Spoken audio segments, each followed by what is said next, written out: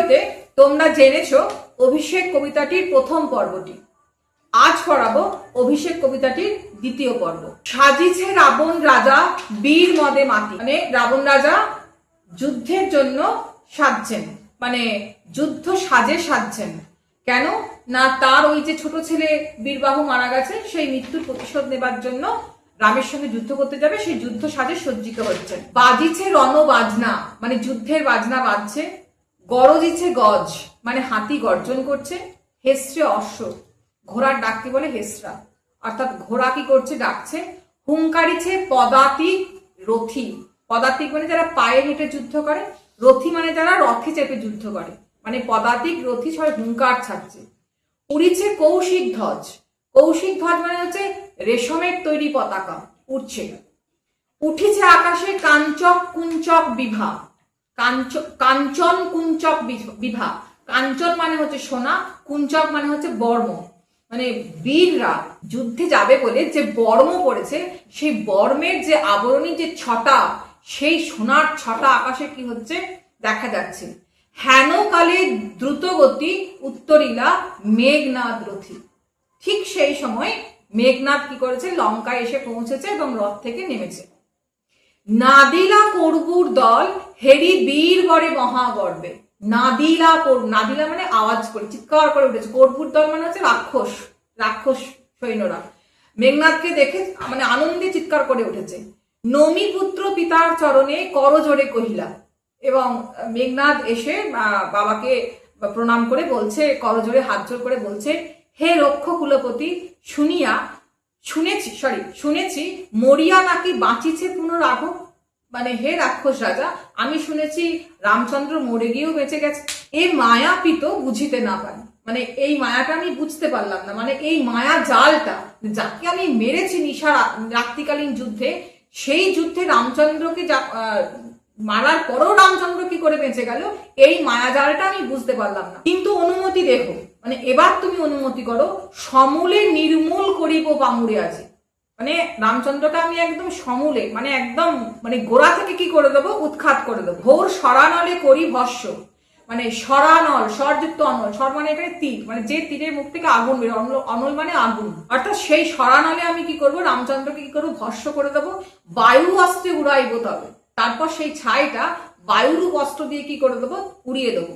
নতুবা বাঁধিয়া আনি দিব রাজপথ, নতুবা মানে না হলে আপনার পায়ের তলায় রামচন্দ্রকে বেঁধে নিয়ে আসে। এই কথা বলার পর কি করছে, রাবণ কি করছে, আলিঙ্গি কুমারী, মানে ছেলেকে এরকম করে জড়িয়ে ধরেছে বাবা। চুম্বি শিরো, একই রকম বাবা স্নেহ বাৎসল্য দেখিয়ে ইন্দ্রজিতের মাথায় এখানে চুম্বন করেছে। মৃদু স্বরে উত্তর কহিলা তবে স্বর্ণ লঙ্কাপতি, মানে রাবণ রাজা, লঙ্কা যেহেতু সোনার লঙ্কা ছিল, এখানে সেটা স্বর্ণ লঙ্কাপতি বলছে। তিনি বলছেন, রাক্ষস কুলশেখর তুমি বৎস, মানে তুমি হচ্ছে রাক্ষস কুলের শিখর, মানে তুমিই হচ্ছে শ্রেষ্ঠ, তুমি রাক্ষস কুল ভরসা, মানে রাক্ষসদের তুমিই হচ্ছে কি ভরসা। এ কাল সমরে নাহি চাহে প্রাণ মম পাঠাইতে তোমা বারংবার। এ কাল সমরে, এখানে কাল সমর কেন বলছে, মানে ঘোরতর যুদ্ধে তোমাকে পাঠাতে আমার বারবার ইচ্ছে করছে না। হায় বিধি বাম মমপতি, মানে বিধাতা আমার প্রতি কি হচ্ছে, বিরূপ। কারণ ততক্ষণে রাবণও বুঝতে পেরেছে যে সমস্ত দেবতারা রামচন্দ্রের কিন্তু পক্ষে, সেই জন্য বলছে হায় বিধি বাম মমপতি। বিধাতা মানে বিধি মানে বিধাতা, আর বাম মানে হচ্ছে বিরূপ, মানে বিধাতাও আমার প্রতি কি হচ্ছে, বিরূপ। কে কবে শুনেছে পুত্র ভাসে শিলা জলে, মানে তুমি কি কখনো শুনেছো যে পাথর শিলা জলে ভাসে? কেন কথাটা বলছে না, তোমরা সবাই জানো যে রামচন্দ্র যখন সীতাকে যখন উদ্ধার করতে আসছে লঙ্কায়, তখন কিন্তু পাথর দ্বারা, তার বানর সৈন্যদের দিয়ে পাথর দ্বারা সেতু বন্ধন করেছিল। সেই পাথর কিন্তু জলের ওপর কি হয়েছিল, দেওয়ার সঙ্গে সঙ্গে ভেসে উঠেছিল। তো সেই সূত্র ধরে রাবণ রাজা বলছে, তোমরা কি কখনো শুনেছো পাথর জলে ভাসে, কিন্তু ভেসেছে। কে কবে শুনেছো লোক মরি পুনঃ বাঁচে, মানে লোক মরে গিয়েও বেঁচে উঠেছে।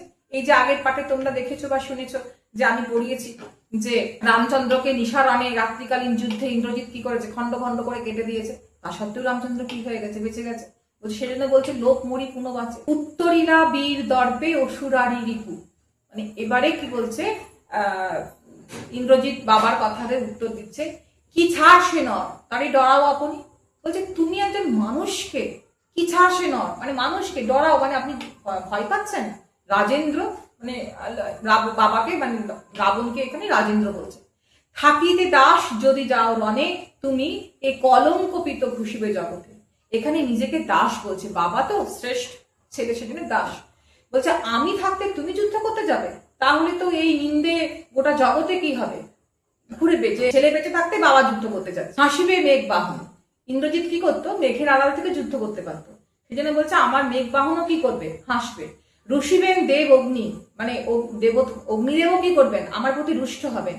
দুইবার আমি হারানো রাঘবে, আর একবার পিত দেহ আজ্ঞাময়, মানে আমি দুবার রামচন্দ্রকে কি করেছি, যুদ্ধে হারিয়েছি, আর একবার আপনি আজ্ঞা দিন, দেখিব এবার বীর বাঁচে কি ঔষধে, মানে এবার দেখবো বীর রামচন্দ্র এবার কোন ওষুধে বাঁচে। পহিলা রাক্ষসপতি কুম্ভকর্ণ বলি ভাই মম, তাই আমি জাগানো অকালে ভয়ে, মানে এবার রাবণ রাজা বলছে আমার ভাই কুম্ভকর্ণ বলিয়ান যে ছিল তাকে আমি অকালে জাগানো, মানে হচ্ছে কি এই প্রসঙ্গে তোমরা জেনে রাখো যে কুম্ভকর্ণের একটা বরদান ছিল যে সে 6 মাস ঘুমোবে আর 6 মাস কি করবে, জাগবে। তো সেই 6 মাস যখন ঘুমোবে তাকে কিন্তু জাগানো যাবে না, যদি জাগানো হয় তাহলে তার ক্ষেত্রে সেটা অকল্যাণ হবে। রাবণ কিন্তু জানতো, কিন্তু রাবণের কোনো উপায় ছিল না কুম্ভকর্ণকে না জাগিয়ে, সেজন্য বলছে মানে যে সময়টা যে পিরিয়ডটা তার ঘুমের পিরিয়ড ছিল সেই পিরিয়ডটাতে তাকে অকালে কি করেছে, জাগিয়েছে। হায় দেখো তার দেহ সিন্ধু তীরে ভূপতিত, বলছে তার দেহটা আজকে কি হয়েছে, সিন্ধু তীরে মানে সমুদ্রের ধারে কি হয়েছে, পড়ে রয়েছে, মানে কুম্ভকর্ণ যুদ্ধে কি হয়ে গেছিল, মারা গেছিল। গিরি সিংহ কিংবা তরু যথা বজ্রাঘাতে, মানে পর্বতের শৃঙ্গতে বা গাছের ওপরে যদি বজ্রাঘাত করে তাহলে যেমন কালো হয়ে যায়, ঠিক সেই রকম কুম্ভকর্ণের দেহটাও কিন্তু ঠিক কি হয়েছে, সেরকম কালো হয়ে গেছে। তবে যদি একান্ত সমরে ইচ্ছা তব বৎস, আগে পুজো ইষ্ট দেবে, মানে তোমার যদি একান্তই যুদ্ধে যেতে ইচ্ছা করছে তাহলে তুমি আগে আমাদের ইষ্টদেবকে কি করো, পুজো করো। নিকুম্ভিলা যজ্ঞ সাঙ্গ করো বীরমণি, মানে নিকুম্ভিলা যজ্ঞাগারে গিয়ে যজ্ঞ করতে বলছে, নিকুম্ভিলা দেবকে সন্তুষ্ট করতে বলছে। সেনাপতি পদে আমি বরিনু তোমারে, মানে তোমাকে সেনাপতি পদে আমি বরণ করে নিলাম, তুমি তো যুদ্ধ করতে চাইছো, তোমাকে সেনাপতি পদে বরণ করে নিলাম। দেখো অস্তাচলকামী দিন না দেবে, মানে তাকাও, দেখো মানে তাকাও, মানে সূর্য, দিননাথ মানে সূর্য, সূর্য অস্ত চলে যাচ্ছে, মানে সূর্য ডুবছে। প্রভাতে যুঝিও, মানে যুঝিও মানে যুদ্ধ করবে, সকাল হোক তারপর যুদ্ধ করবে। বৎস রাঘবের সাথে, রামচন্দ্রের সঙ্গে তুমি সকালে যুদ্ধ করবে। এতে কহিয়া রাজা যথাবিধি লয়ে গঙ্গোদক, এটাও কিন্তু সন্ধি, গঙ্গোদক গঙ্গা যুক্ত উদক, গঙ্গা মানে গঙ্গা, উদক মানে জল, মানে রাবণ কি করলো, এত কিছু কথা ইন্দ্রজিৎকে বলে হাতে গঙ্গার জল নিয়ে অভিষেক করিলা কুমারে, মানে সেনাপতি পদে ইন্দ্রজিৎকে অভিষেক করছে, অভিষিক্ত করছে। তাহলে দেখো পুরো কবিতাটা কিন্তু ইন্দ্রজিৎকে কিভাবে অভিষেক করছে, তার অভিষেক করার প্রেক্ষাপটটা কি, কেন অভিষেক করলো সেই নিয়ে লেখা বলে কবিতাটার নামকরণ কিন্তু অভিষেক। অর্থাৎ এখানে রাবণ রাজা শেষ পর্যন্ত ইন্দ্রজিৎকে অভিষিক্ত করলো, সেনাপতি পদে অভিষিক্ত করলো, এই কারণেই হচ্ছে কবিতাটার নাম অভিষেক।